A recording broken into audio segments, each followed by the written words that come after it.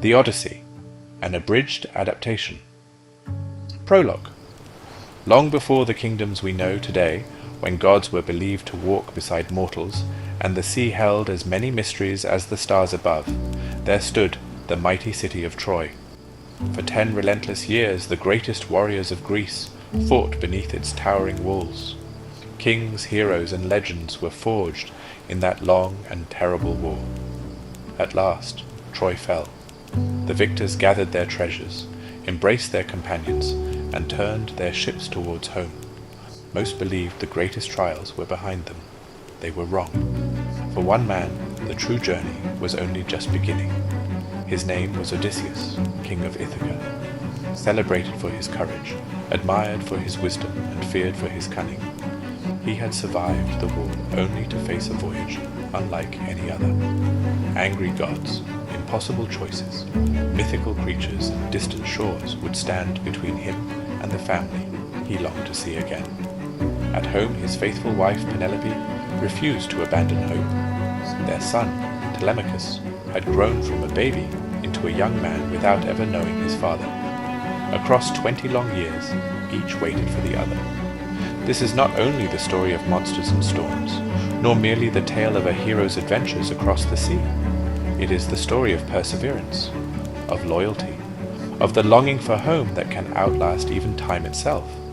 This is the Odyssey, an original abridged adaptation of Homer's timeless epic. Let the voyage begin. Chapter 1. The King Who Never Came Home. For 10 long years the city of Troy had burned, and the greatest warriors of Greece had sailed home in triumph, all except one. Odysseus, King of Ithaca, was still missing. Across the sea, storms, monsters, and angry gods had kept him from his wife Penelope and his son Telemachus. No one in Ithaca knew whether their king still lived. In his palace, greedy nobles had begun to gather every day. They feasted on Odysseus's food, drank his wine, and demanded that Penelope choose a new husband. Yet Penelope refused. Each day she promised she would decide once she finished weaving a great funeral shroud. Each night, when no one was watching, she secretly unraveled everything she had woven. Her hope refused to die. Meanwhile, Telemachus had grown from a child into a young man. But without his father, he struggled to command respect. The suitors mocked him openly, believing Ithaca already belonged to them. Far above, on Mount Olympus, the goddess Athena watched with concern. She admired Odysseus more than any other mortal, clever, brave, and endlessly resourceful. Turning to Zeus, she pleaded that the time had come. Enough suffering, enough wandering. The king deserved to return home. Zeus agreed. The gods could not change what had already happened, but at last they would help Odysseus begin the final journey home. Far away, on a lonely island, the forgotten hero looked out across the endless sea, unaware that destiny was finally moving in his favor. His greatest adventure was only just beginning. Chapter 2. A Stranger's Advice. Morning sunlight spilled across the palace of Ithaca, where the suitors laughed, ate, and drank as though they already ruled the kingdom. Telemachus watched in silence.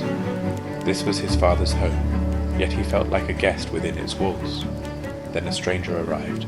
She appeared to be an old family friend, a seasoned sailor named Mentes. But beneath the disguise stood Athena, goddess of wisdom, sent to awaken the courage sleeping inside the young prince. "You are Odysseus's son," she told him. "Do not let these men steal what belongs to your family." Her words stirred something long buried within him. Athena urged Telemachus to call an assembly of the people and demand that the suitors leave his home. Then, she said, he should sail across the sea to seek news of his father. Perhaps Odysseus still lived. Perhaps someone had seen him. For the first time in years, hope felt stronger than fear. When the stranger departed, Telemachus no longer saw himself as a helpless boy. He would search for the truth wherever it led. The next morning, he stood before the people of Ithaca. His voice trembled at first, but grew stronger with every word. He pleaded for justice. The suitors only laughed. They mocked his youth and dismissed his claims. certain that Odysseus would never return. But while they celebrated their imagined victory, Athena quietly prepared a swift ship and gathered a loyal crew under the cover of darkness. Before dawn, Telemachus slipped away from Ithaca. His search had begun. He did not know where it would lead, or that far across the sea his father's own journey home was finally about to begin. Chapter 3. The old king remembers. After many hours at sea, Telemachus reached the sandy shores of Pylos. There the wise old king Nestor was offering sacrifices to Poseidon, god of the sea, surrounded by his children and people. Athena, still disguised as a trusted companion, urged Telemachus to speak boldly. Nestor welcomed the young prince with kindness. Food and wine were shared before any questions were asked, for such was the sacred law of hospitality. At last, Telemachus revealed who he was. "I have come seeking news of my father, Odysseus."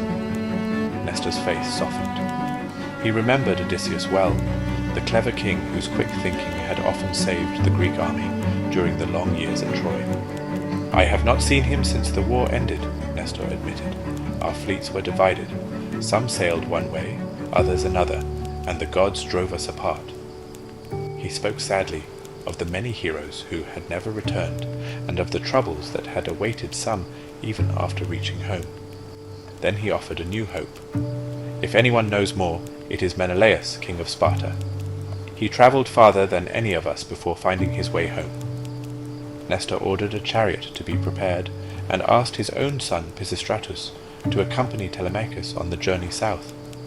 As evening fell, Athena revealed her true nature. Before their astonished eyes, she transformed into a great sea eagle and soared into the darkening sky. The people stood in silence. They now understood that the gods themselves were guiding the young prince. With renewed determination, Telemachus climbed into the waiting chariot. His search would continue at Sparta, where another piece of his father's story was waiting to be uncovered. Chapter 4. News from Sparta. Telemachus and Pisistratus travelled across valleys and mountains until they reached the glittering city of Sparta. There King Menelaus was celebrating the marriages of his son and daughter. His palace shone with polished bronze and gold, yet he welcomed the weary travellers without hesitation. As always, guests were fed before questions were asked. As they dined, Menelaus studied the young stranger. "There is something familiar in your face," he said quietly. "You remind me of a dear friend." Before Telemachus could answer, Queen Helen entered the hall. Time had softened neither her grace nor her sharp eye. "That is Odysseus's son," she said with certainty. The room fell silent.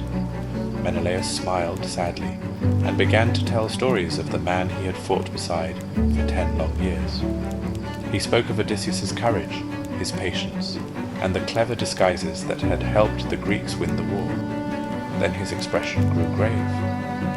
"On my journey home, an ancient sea god revealed the fate of many heroes," he said. "He told me your father still lives." Telemachus leaned forward, hardly daring to breathe. "He is trapped on a distant island," Menelaus continued. "The nymph Calypso keeps him there. Though he longs for home, he has no ship, no crew, and no way to escape." For the first time, Telemachus knew the truth. His father was alive. Far away in Ithaca, however, the suitors had discovered that Telemachus had sailed in secret. Furious that he sought help, they laid a deadly plan.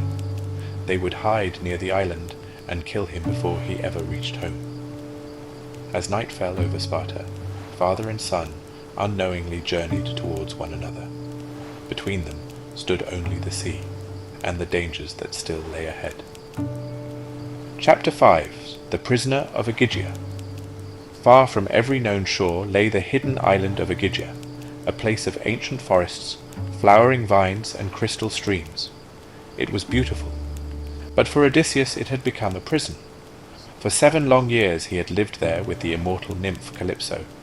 She loved him deeply, and offered him everything a mortal could dream of: comfort, endless peace, even eternal life if he would remain at her side forever. Yet every day Odysseus walked to the edge of the sea. He sat upon the rocks, gazing across the endless horizon, longing for the home he feared he might never see again. He did not crave immortality. He longed for Ithaca. He longed for Penelope. He longed to watch his son become a man.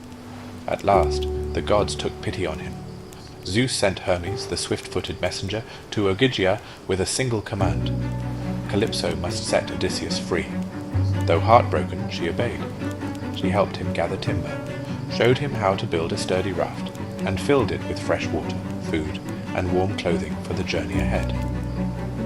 Before he departed, Calypso looked at him one final time. "You choose an uncertain life over paradise," she said. Odysseus nodded. "No paradise is worth more than home." With favorable winds filling a simple sail, the raft slipped out onto the open sea. For 17 peaceful days, Odysseus sailed beneath clear skies, steering by the stars. Then Poseidon, god of the sea, returned from his distant travels. Seeing the man he still hated for blinding his son, the Cyclops, his anger flared. The calm sea vanished. Towering waves rose into the sky. The storm had begun. Chapter 6. The Princess by the Shore. Poseidon unleashed his fury upon the sea. Waves crashed over Odysseus's tiny raft, tearing it apart. The wind howled and the sky vanished behind walls of water. For 2 days and 2 nights he fought to stay alive, clinging to broken timbers, as the storm drove him farther from everything he knew. Just as his strength began to fail, the sea goddess Ino appeared and offered him a magical veil, promising it would keep him from drowning if he trusted the sea. Odysseus hesitated, but with no other hope, he let the waves carry him. At last he reached land. Bruised, exhausted, and barely alive, he crawled onto a lonely beach. He buried himself beneath a pile of fallen leaves and slept more deeply than he had in years. The next morning, not far away, Princess Nausicaa came to the shore with her companions to wash clothes in the river before returning to the palace. When their work was done, they laughed and played games upon the sand. The sound awakened Odysseus. He stepped cautiously from the trees, clothed only in branches and leaves. The young women cried out in alarm and fled, all except Nausicaa. Athena filled her with courage, and she stood her ground. Odysseus spoke gently, asking only for food, clothing, and directions. He did not beg for riches, or reveal that he had once been a king. Moved by his dignity, despite his hardship, Nausicaa ordered her servants to help him. They brought fresh clothes, food and oil for bathing. Before leading him towards the city, she offered one piece of wise advice. "Enter alone," she said. "First seek my mother, Queen Arete. Win her trust, and my father will help you." For the first time in many years, Odysseus stood on the threshold of hope. Perhaps this land would not be another prison. Perhaps it would be the beginning of his journey home. Chapter 7. The Palace of the Phaeacians. Following Nausicaa's advice, Odysseus waited until she had returned to the city, before setting out alone. As he approached the great palace, Athena wrapped him in a shimmering mist, so that no one would question the stranger wandering through the streets. Disguised as a young girl carrying a water jar, she guided him to the royal hall before quietly disappearing. The palace seemed almost magical. Its bronze walls gleamed in the light. Golden statues stood watch at the doors, and an orchard beyond the halls bore fruit in every season. It was a place blessed by the gods. Inside, King Alcinous and Queen Arete sat among their people. Odysseus stepped through the doorway, cast aside Athena's mist, and knelt before Queen Arete, clasping her knees in the ancient gesture of a traveller seeking protection. The hall fell silent. Who was this weather-beaten stranger? Before anyone could question him, the old nobleman, Echeneus, spoke. "It is not right," he said, "for a guest to remain upon the floor. Give him food, drink, and a place of honor." The king agreed at once. Only after Odysseus had eaten and rested did Alcinous gently ask his name and where he had come from. Odysseus lowered his eyes. "My story is long," he replied. "For now I ask only for your kindness and a ship to carry me home." Queen Arete noticed something familiar. The fine cloak he wore was one she herself had woven, a gift Nausicaa had given the stranger on the shore. A quiet smile crossed her face. She realized her daughter had already shown compassion to this mysterious traveler. King Alcinous promised that no guest would leave his kingdom without help. Tomorrow, he declared, the people would gather for games, and a great feast in honor of their visitor. Odysseus had finally found friends. Yet before he could sail home, he would have to tell the remarkable story of how he had come to their shores. Chapter 8. The Song of the Wanderer. The next morning, King Alcinous gathered the people of Phaeacia in honor of their mysterious guest. He announced that a swift ship would soon carry the stranger safely home. But first, there would be games, feasting, and music, as was the custom for honored visitors. The finest athletes raced, wrestled, and threw great discs across the field. One young man laughed and challenged Odysseus to compete. "You look more like a merchant than a warrior," he mocked. At first Odysseus ignored the insult, but when the taunts continued, he rose quietly, took up a heavy discus, and hurled it farther than anyone thought possible. It sailed beyond every previous mark before crashing into the earth. The crowd erupted in astonishment. The stranger was far stronger than he appeared. That evening, everyone gathered for a magnificent feast. The blind bard, Demodocus, began to sing of the Trojan War, of the courage of the Greek heroes, and the long struggle before the walls of Troy. As the familiar words filled the hall, Odysseus lowered his head. No one noticed the tears running down his face. No one except King Alcinous. The king saw the grief that the song had awakened, and gently called for the music to end. "My friend," he said kindly, "your heart carries a heavy burden. You are no ordinary traveler." The hall grew quiet. "Tell us your name," Alcinous asked. "Tell us where you have come from, and why these songs bring you such sorrow." For a long moment, Odysseus said nothing. Then he looked around the hall, at the people who had shown him nothing but generosity. It was time. "I am Odysseus," he said at last, "son of Laertes, king of Ithaca." A hush fell over the room. At last, the great hero began to tell the extraordinary tale of everything that had happened since the fall of Troy. Chapter 9. The Cave of the Cyclops. "I did not sail straight home from Troy," Odysseus began. "The sea had many trials waiting for us." His fleet first reached the land of the Ciconies. Believing the war was finally over, his men raided the city for treasure. But they lingered too long. Reinforcements arrived, and many brave sailors were killed before the survivors escaped back to their ships. Then a fierce storm drove the fleet far from its course. For days they wandered, until they reached a strange island where enormous goats roamed freely. Nearby lay another island, home to a race of one-eyed giants known as the Cyclopes. Curious to learn who lived there, Odysseus took a small band of his men ashore. They found a vast cave, filled with baskets of cheese and pens crowded with sheep. His companions begged him to take what they could and leave at once. But Odysseus wanted to meet the cave's owner. As night fell, the giant returned. It was Polyphemus, a Cyclops and son of Poseidon, god of the sea. Without warning, he rolled a massive stone across the cave entrance, trapping the men inside. Then, ignoring every sacred law of hospitality, he seized two of Odysseus's companions and devoured them. Odysseus knew strength alone could not defeat such a monster. Instead, he offered Polyphemus strong wine brought from their ship. The giant drank deeply until he could barely keep his eyes open. "What is your name?" he slurred. "My name is Nobody," Odysseus replied.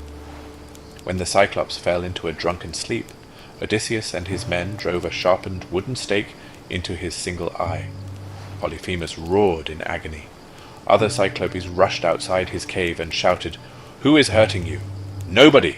the blinded giant bellowed. Believing no one had attacked him, they left him to his misery. At dawn, Odysseus and his surviving companions escaped by clinging beneath the giant's sheep as they passed out of the cave. Safe aboard his ship, Odysseus could not resist one final shout. "I am Odysseus, king of Ithaca!" Blinded with rage, Polyphemus lifted his hands to the sky and prayed to his father, Poseidon. From that moment on, the sea god swore that Odysseus would pay dearly for his pride. Chapter 10. The Witch's Island. After escaping the Cyclops, Odysseus and his remaining companions sailed to the floating island of Aeolus, keeper of the winds. The king welcomed them generously, and when they departed, entrusted Odysseus with an extraordinary gift, a leather bag containing every wind except the gentle west wind that would carry them safely home. For 9 days and nights they sailed. At last, the shores of Ithaca appeared on the horizon. Exhausted by the journey, Odysseus fell asleep. His crew, believing the mysterious bag held gold and silver that their captain refused to share, untied its cords. In an instant, the imprisoned winds burst free. A terrible storm swept the fleet back across the sea, undoing every mile of their long voyage. When they returned to Aeolus, the keeper of the winds refused to help them again. Convinced that only a man cursed by the gods could suffer such relentless misfortune, he sent them away. Their wandering continued until they reached the land of the Laestrygonians, a race of terrifying giants. The attack was swift and merciless. Great rocks crashed down from the cliffs, smashing ship after ship. Only Odysseus's own vessel escaped the harbour, carrying the few companions he had left. Broken in spirit, they sailed onward until they reached a forested island ruled by the enchantress Circe. Odysseus sent several men to explore. They found a welcoming hall where Circe invited them to feast. But as soon as they drank her enchanted wine, she touched them with her wand. Before their horrified eyes, they were transformed into pigs. Only one sailor escaped to warn Odysseus. Determined to rescue his friends, he set out for Circe's palace. Along the way, the messenger god Hermes appeared and gave him a magical herb called moly, whose white flower and black root would protect him from the enchantress's spell. Inside the hall, Circe offered Odysseus the same enchanted drink. He drank without fear. When she struck him with her wand, nothing happened. Astonished, Circe realized the gods themselves were protecting her guest. She restored his companions to their human forms and welcomed them as honored visitors. What had begun as a place of danger became a place of rest. For a full year they remained on her island. But eventually, Odysseus's thoughts turned once more towards Ithaca. When he asked Circe how he might finally reach home, her answer chilled everyone who heard it. First, she said, you must journey to the land of the dead. Chapter 11. The Land of the Dead. Following Circe's instructions, Odysseus and his companions sailed to the edge of the world, where the river Ocean met the land of eternal darkness. There, Odysseus dug a deep pit and poured offerings of milk, honey, wine, and water into the earth. Last came the blood of a sacrificed ram and ewe. Soon the spirits of the dead gathered from the shadows. They drifted silently towards the offering, longing for a taste of life once more. Holding them back with his sword, Odysseus waited until the one he sought appeared. At last came Tiresias, the blind prophet whose wisdom remained even in death. After drinking from the offering, Tiresias spoke. Odysseus, he warned, your journey home is still possible, but only if you master your pride and keep your men from harming the sacred cattle of the sun god Helios. If they fail, every one of them will perish. You alone will return, and even then your trials will not be over. The prophet's words weighed heavily upon him. Then another familiar figure emerged from the darkness. It was his mother. Odysseus had left Ithaca, believing she was alive, but now he learned that grief over his long absence had broken her heart. He reached out to embrace her. 3 times his arms passed through empty air. She was only a shadow. Next came the spirits of great heroes from the war at Troy. Agamemnon warned him never to trust blindly, telling how he had been murdered after returning home. Mighty Achilles confessed that he would rather be the poorest servant among the living than the greatest king among the dead. Even glory, it seemed, could not conquer death. At last, the endless procession of spirits grew too vast to face. Remembering Tiresias's warning, Odysseus returned to his ship. As dawn broke over the sea, they left the underworld behind. But the prophet's words echoed in his mind. The greatest dangers still lay ahead. Chapter 12. The Sirens and the Storm. After leaving the land of the dead, Odysseus and his companions returned briefly to Circe's island, where she warned them of the dangers still waiting upon the sea. "The first are the Sirens," she said. "Their voices are so beautiful that any sailor who listens is drawn towards them, only to perish upon the rocks." To protect his crew, Odysseus ordered each man to fill his ears with beeswax. Yet he wished to hear the song himself. His companions tied him tightly to the mast and promised not to release him, no matter what he said. Soon the Sirens began to sing. Their voices spoke of glory, wisdom, and every secret Odysseus had ever longed to know. He struggled desperately against the ropes, begging his companions to set him free. Faithful to their promise, they only pulled the knots tighter. At last, the singing faded into the distance, and the ship sailed safely on. Ahead lay an even greater danger. On one side of a narrow strait churned Charybdis, a monstrous whirlpool that swallowed the sea itself. On the other lurked Scylla, a six-headed creature hidden among the cliffs. There was no safe passage. Choosing the lesser evil, Odysseus steered close to Scylla. As the ship passed, her long necks struck like lightning. 6 of his bravest companions were snatched from the deck before his eyes. Powerless to save them, he sailed on with a heavy heart. At last, they reached the peaceful island of Thrinacia, where the sacred cattle of Helios grazed. Again and again, Odysseus warned his men, "Touch nothing." But fierce winds trapped them there for many days. Their supplies ran out, and hunger clouded their judgment. While Odysseus slept, the crew slaughtered the sacred cattle. The moment they sailed away, Zeus answered Helios's demand for justice. A mighty thunderbolt shattered the ship. One by one, Odysseus's companions disappeared beneath the waves. He alone survived. Clinging to a broken mast, he drifted across the endless sea until the currents carried him to the lonely island of Ogygia. There the nymph Calypso found him, and there he remained for 7 long years, until the gods finally ordered his release. Odysseus finished his tale. The great hall of the Phaeacians fell silent. His remarkable story was complete. Now, at last, the journey home could truly begin. Chapter 13. Home at Last. When Odysseus finished his story, the hall of the Phaeacians was silent. King Alcinous kept his promise. That very night, a fine ship carried Odysseus across the sea. As he slept peacefully aboard, the sailors steered him to the shores of Ithaca. For the first time in 20 years he was home. They gently laid him upon the beach, leaving beside him the generous gifts they had given him, then sailed away before dawn. When Odysseus awoke, he did not recognize the land. Athena had hidden Ithaca beneath a veil of mist to protect him from those who wished him harm. A young shepherd approached. It was Athena in disguise. At last she revealed herself and smiled. "You have returned," she said, "but your trials are not yet over." She warned him that the suitors still filled his palace, wasting his wealth and pressuring Penelope to choose a new husband. If he entered openly, they would surely kill him. Together they devised a plan. Athena touched him with her staff. His strong body bent with age. His skin became wrinkled, his clothes turned to rags, and his bright eyes seemed tired and worn. No one would recognize the mighty king of Ithaca.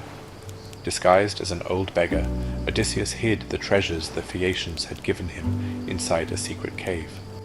Then Athena gave him one final instruction. "Go first to the hut of your loyal swineherd Eumaeus. He has remained faithful through all these years. There you will find a true friend." With staff in hand, and his kingdom only a short walk away, Odysseus set out across the familiar hills.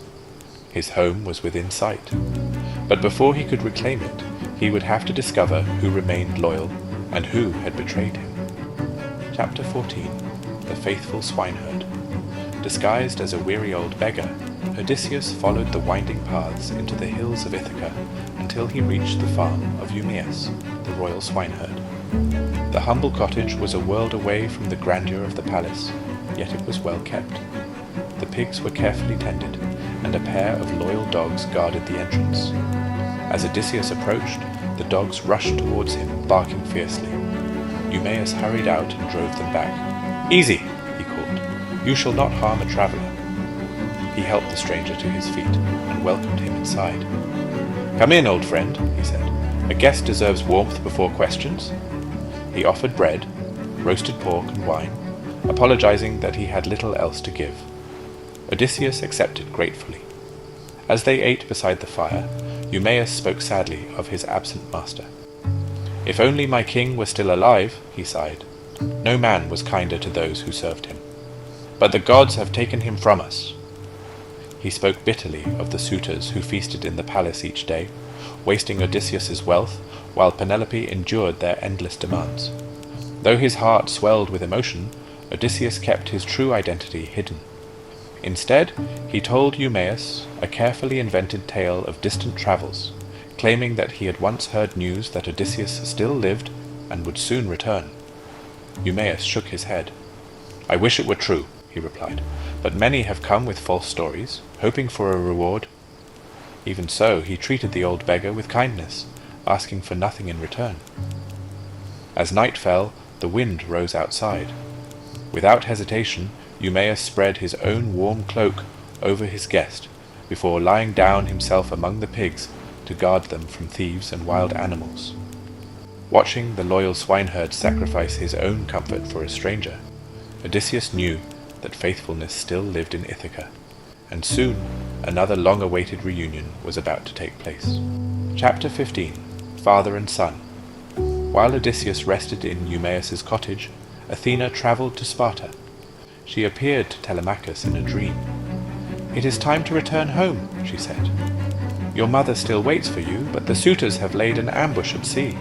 They mean to kill you before you reach Ithaca." Telemachus awoke at once.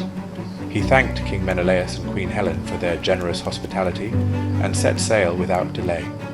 The gods favoured his journey, and by following Athena's guidance, he avoided the waiting ships of the suitors. Instead of returning straight to the palace, he went first to the farm of the faithful swineherd, Eumaeus. The old servant rushed to greet him. "My dear prince," he cried, embracing Telemachus as though he were his own son, "the gods have brought you safely home." Odysseus watched quietly from beside the fire. His own son stood only a few steps away. He had last seen Telemachus as a baby in his mother's arms. Now before him stood a strong, thoughtful young man. Every instinct urged Odysseus to reveal himself, but Athena had warned him to wait. The danger was too great. So he remained silent while Eumaeus prepared a meal and told Telemachus of the strange old traveller who had come seeking shelter. The prince welcomed the beggar with kindness. "No guest should ever be turned away," he said. "If my father were here, he would wish it so." Those simple words filled Odysseus with quiet pride. Athena's plan was almost complete. When Eumaeus later left for the palace to tell Penelope that Telemachus had returned safely, only the young prince and the old beggar remained inside the cottage. The moment they had both waited for, without knowing it, had finally arrived. Before another sunrise, father and son would no longer be strangers. Chapter 16. A Father's Return. When Eumaeus left the cottage to carry news of Telemachus's return to Queen Penelope, only the young prince and the old beggar remained. Athena appeared unseen by Telemachus. She touched Odysseus with her staff. In an instant, the ragged clothes vanished. His back straightened, his strength returned, and his face became that of the warrior who had once sailed to Troy. The beggar was gone. Before Telemachus stood a king. The young man stared in astonishment. "You cannot be the same man," he whispered. "You must be a god." Odysseus smiled. "I am no god," he replied. "I am your father." Telemachus shook his head in disbelief. For 20 years he had lived only with stories and memories borrowed from others. How could this stranger truly be Odysseus? Then Athena lifted the last of the doubt from his heart. At once, father and son embraced. Neither spoke for a long while. The years of loss, longing, and hope were finally released in tears. When they had gathered themselves, Odysseus told Telemachus everything: Calypso's island, the Phaeacians, and Athena's disguise. Then they turned to the task ahead. The palace was filled with more than 100 armed suitors. 2 men alone could never defeat them by force, so they would rely on something far more powerful: patience, secrecy, and surprise. Odysseus instructed his son to return to the palace as though nothing had happened. He himself would arrive later, still disguised as the old beggar. No matter what insults or blows the suitors dealt him, Telemachus must remain calm. Their enemies would believe they had already won. That would be their greatest mistake. As evening fell, father and son clasped hands once more. The long journey across the sea was over. Now the battle for Ithaca was about to begin. Chapter 17. The Faithful Dog. The next morning Telemachus returned to the palace. His mother, Penelope, rushed to embrace him, overjoyed that he had come home safely. But the suitors hid their disappointment. Their plan to kill him had failed, and now they were forced to wait for another opportunity. Later that day, Eumaeus led the old beggar towards the palace. For the first time in 20 years, Odysseus stood before his own home. The halls echoed with laughter, but it was not the laughter of family. The suitors feasted noisily, wasting his food and drinking his wine as though they were already kings. As Odysseus approached the entrance, he noticed an old dog lying on a heap of straw. Its fur was thin, its body frail, and no one cared for it any longer. It was Argos. Long ago, Odysseus himself had raised the hound from a puppy before leaving for Troy. Now Argos was too weak to stand. Yet the moment he caught his master's scent, his ears lifted. His tired tail thumped gently against the ground. His cloudy eyes shone with recognition. Odysseus longed to kneel beside him, but he dared not reveal himself. He turned away, hiding the tears that filled his eyes. Moments later, Argos closed his eyes for the last time. He had waited 20 years to see his master return. Only then did he allow himself to rest. Inside the palace, Odysseus walked among the suitors, asking each for a little food. Most mocked him, some laughed, others threw scraps at his feet. Only a few servants showed him kindness. The cruelest of all was Antinous, leader of the suitors. Angered by the beggar's presence, he hurled a heavy stool across the hall. It struck Odysseus on the shoulder. The room burst into laughter. Odysseus did not strike back. He simply looked at Antinous and said quietly, "A man who shows no mercy should not expect mercy in return." The suitors laughed again. They had no idea that the old beggar they mocked was the rightful king of Ithaca. And with every insult, the day of reckoning drew closer. Chapter 18. The Queen's Resolve. As evening fell, another beggar entered the palace. His name was Iris, a loud and boastful man who lived on the scraps the suitors threw him. Seeing Odysseus in his usual place, he angrily demanded that the old stranger leave. The suitors found the quarrel amusing. "Let them fight!" they shouted. Though still disguised as a frail old beggar, Odysseus quietly accepted. When he stood and tightened the rags around his waist, the strength in his broad shoulders and powerful arms became briefly visible. Several of the suitors exchanged uneasy glances. The fight was over almost as soon as it began. With a single well-placed blow, Odysseus knocked Iris to the ground. The beggar groaned and crawled away as laughter filled the hall. For the first time, some of the suitors wondered if this stranger was more dangerous than he appeared. That evening, Athena inspired Penelope to appear before the suitors. She descended from her chambers with quiet dignity, and the noisy hall fell silent. She gently reproached the men for consuming her household's wealth. "If you truly wish to win my hand," she said, "then behave as honorable guests. Bring gifts, as noble suitors should." Ashamed or eager to impress her, The men hurried to present fine jewelry, embroidered robes and precious ornaments. Penelope accepted the gifts, but her heart remained unchanged. She still longed only for Odysseus. As the feast continued, Odysseus watched in silence. His wife had lost none of her wisdom.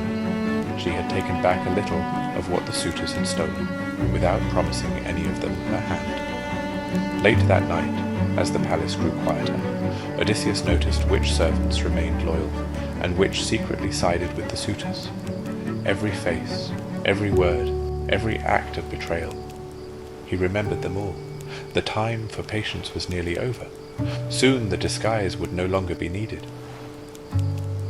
Chapter 19. The Scar. As the palace settled into silence, Penelope asked that the old beggar be brought before her. She had heard that he claimed to have travelled widely, and perhaps he carried news of her long-lost husband.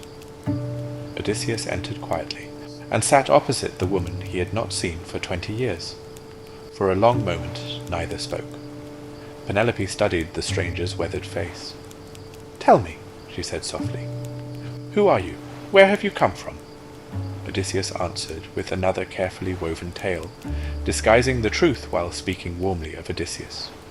He described the clothes the king had worn when they had supposedly met years before. As he spoke, Penelope's eyes filled with tears. She realized only someone who had truly known her husband could describe him with such detail. The disguised king offered her one final comfort. "I believe your husband still lives," he said. "I think he is nearer than anyone imagines."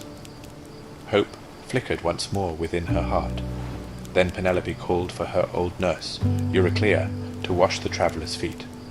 As the elderly woman gently poured warm water over his legs, her hands suddenly froze. Beneath the water, she felt a familiar scar, a scar left by a wild boar many years before, when Odysseus was still a young prince. She looked up in astonishment. "My child," she whispered, "it is you." Before she could cry out, Odysseus gently placed a hand over her mouth. "Please," he said, "not yet." Tears streamed down Euryclea's face as she nodded. She had waited 20 years to see her master again, and now she alone shared his secret. Meanwhile, Penelope, unaware of what had happened behind her, spoke of a decision she could delay no longer. Tomorrow, she announced, she would hold a contest. Whoever could string Odysseus's great bow and send an arrow cleanly through 12 axe heads would become her husband. Odysseus lowered his eyes to hide a quiet smile. At last, the moment he had been waiting for had arrived. Chapter 20. The Final Night. That night, sleep came to no one in the palace. Odysseus lay awake on his simple bed, listening to the sounds of his own home. He heard servants who had betrayed him slipping through the halls to meet the suitors, laughing as though they had nothing to fear. His anger burned within him. For a moment he longed to rise and strike them down, but Athena appeared beside him. "Be patient," she whispered. "Tomorrow your time will come." Her words calmed his heart, and at last he closed his eyes. Elsewhere in the palace, Penelope also lay awake. She prayed quietly to the gods. "If Odysseus still lives, let him return. If not, give me the strength to face whatever tomorrow brings." At dawn, Zeus answered with a sign. A mighty clap of thunder echoed across the clear morning sky, though no storm could be seen. Those who understood the ways of the gods recognized it as a promise. Justice was drawing near. The suitors, however, noticed nothing. They gathered once more in the great hall, laughing, drinking, and planning the future they believed would soon be theirs. Some even spoke openly of killing Telemachus before he could inherit the kingdom. Athena clouded their minds, making them arrogant and careless. They joked with one another, unaware that every laugh brought them closer to their downfall. Odysseus, still dressed in the rags of a beggar, watched them from the shadows. He no longer felt anger alone. He felt certainty. Every insult he had endured, every faithful servant who had suffered, every year stolen from his family. Tomorrow it would all be answered. As darkness fell for the final time over the suitors' feast, the great bow of Odysseus waited silently in the palace. Before another sunset, it would sing once more. Chapter 21. The Contest of the Bow. Morning light filled the great hall of Ithaca. Before the assembled suitors, Penelope carried a long wooden chest from the storeroom. Inside lay the possessions of her absent husband. Among them was Odysseus's great bow. No ordinary man could string it. It had been given to him many years before, and had scarcely been touched since he sailed for Troy. Beside it, servants carefully arranged 12 axe heads in a perfectly straight line. Penelope faced the waiting suitors. "Whoever can string this bow," she declared, "and send an arrow cleanly through all 12 axe heads, shall become my husband." One by one, the suitors stepped forward. They strained with all their strength. Some pulled until their hands blistered. Others rubbed the bow with oil or warmed it by the fire, hoping to soften the wood. None could even bend it. Laughter faded into frustrated silence. Then the old beggar spoke. "May I try?" The hall erupted with mocking laughter. Antinous leapt to his feet. "Have you lost your senses?" he shouted. "This old man could barely lift the bow." But Telemachus stood. "The guest has asked fairly," he said. "Let him try." Reluctantly, the suitors agreed. Odysseus took the bow into his hands. He turned it gently, as a skilled musician might inspect a beloved instrument before playing its first note. With one smooth movement, he bent the wood and drew the string into place. It sang with a clear, ringing note. The hall fell utterly silent. Without a word, Odysseus placed an arrow upon the string. He drew the bow to its full strength. The arrow flew like a flash of light. It passed cleanly through all 12 axe heads and buried itself deep in the far wall. At that very moment, Athena stood beside him, unseen. Odysseus cast aside his beggar's cloak. His eyes blazed with purpose. "You have feasted in my house long enough," he declared. "I am Odysseus, King of Ithaca." The suitors stared in horror. The contest was over. The reckoning had begun. Chapter 22. The Battle for Ithaca. For a heartbeat, the great hall was silent. The suitors stared at the man before them. The ragged beggar had vanished. In his place stood Odysseus, King of Ithaca. Before anyone could move, he drew another arrow. It flew straight and true, striking Antinous, the cruel leader of the suitors. The goblet slipped from his hand as he fell, and panic swept through the hall. "This is murder," one of the suitors cried. "No," Odysseus answered. "This is justice." The doors were locked. There would be no escape. Telemachus hurried to his father's side, joined by the loyal swineherd Eumaeus and the faithful cowherd Philoetius. Together they stood against the armed suitors. The fighting was fierce. Spears flew across the hall, but Athena watched over the defenders, turning many deadly blows aside. One by one, the suitors fell. Some begged for mercy. Odysseus spared only the innocent minstrel Phemius and the herald Medon, who had served unwillingly. The rest had chosen greed, cruelty, and betrayal, and now they faced the consequences of their deeds. At last, the hall fell quiet. The long years of waiting were over. Odysseus called for Euryclea. The old nurse entered, saw the king standing victorious, and cried out with joy. But Odysseus gently raised a hand. "There will be time for celebration," he said. "First my home must be made clean again." The palace was washed, the fires were rekindled, and fresh branches filled the air with their sweet scent, as though the house itself were breathing freely for the first time in many years. Outside, the people of Ithaca had not yet learned what had happened within those walls. But inside, the kingdom had been reclaimed. Only one final trial remained. The woman for whom Odysseus had crossed storms, monsters, and 20 years of longing still did not know that her husband had truly returned. Chapter 23. The Bed That Could Not Be Moved. Euryclea hurried upstairs with tears of joy.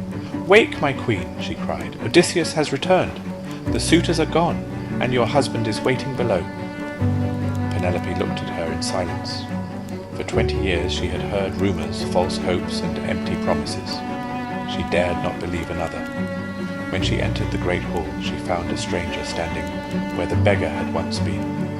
His face was older, his hair was touched with grey, yet something in his eyes seemed familiar. Still she held back. Telemachus could not understand.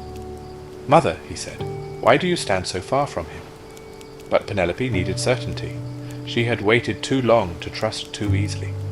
At last she turned to one of the servants. "Prepare a bed for our guest," she said calmly. "Move the marriage bed from our chamber." Odysseus looked at her in astonishment. "Move the bed?" he exclaimed. "No one can move it." His voice softened. "I built that bed myself, around the trunk of a living olive tree. Its roots still stand beneath the floor of our chamber. I shaped the room around it, and no one could carry it away unless the tree had first been cut down." For the first time Penelope smiled. Only Odysseus could have known the secret of the bed they had built together.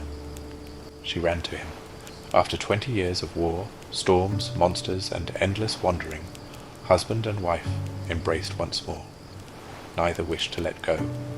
That night they spoke until dawn, sharing every sorrow, every hope, and every year they had lost apart.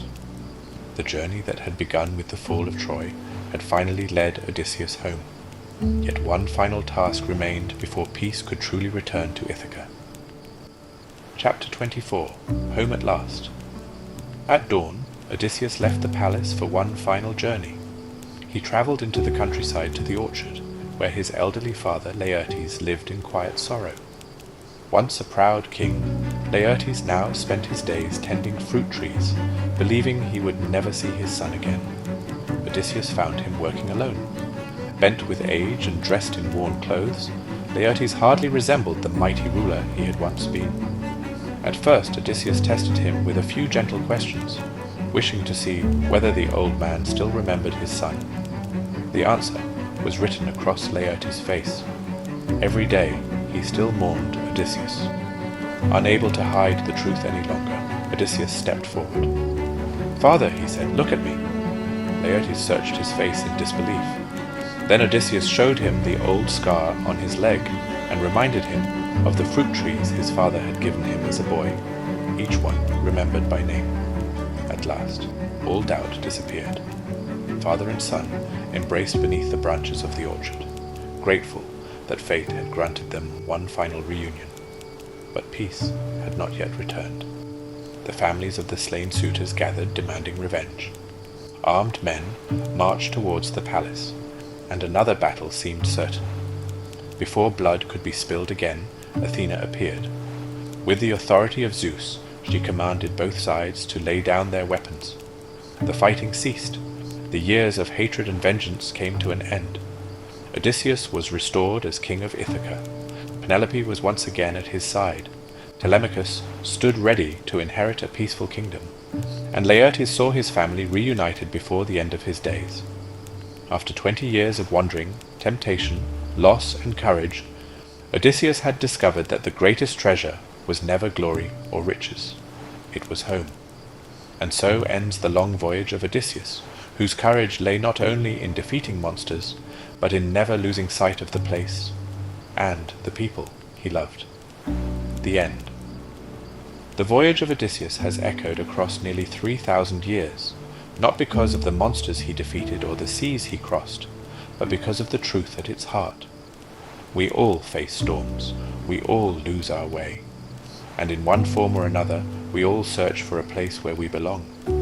Odysseus was neither the strongest nor the most fearless of heroes. He made mistakes. At times his pride led him into danger, yet he never surrendered the hope that one day he would return to the people he loved. That hope carried him through every trial. His journey reminds us that true courage is not only found on battlefields, it is found in perseverance, in wisdom learned through hardship, in choosing compassion over bitterness and home over glory. Perhaps that is why this ancient story still speaks to us today. Though the world has changed beyond recognition, the desire to find our way home, to those we love, to peace, or even to ourselves, remains the same. Thank you for joining me on this abridged journey through one of the greatest stories ever told. If you enjoyed this retelling, there are many more timeless classics waiting to be rediscovered. Until next time, may your own journey, wherever it leads, always bring you safely home.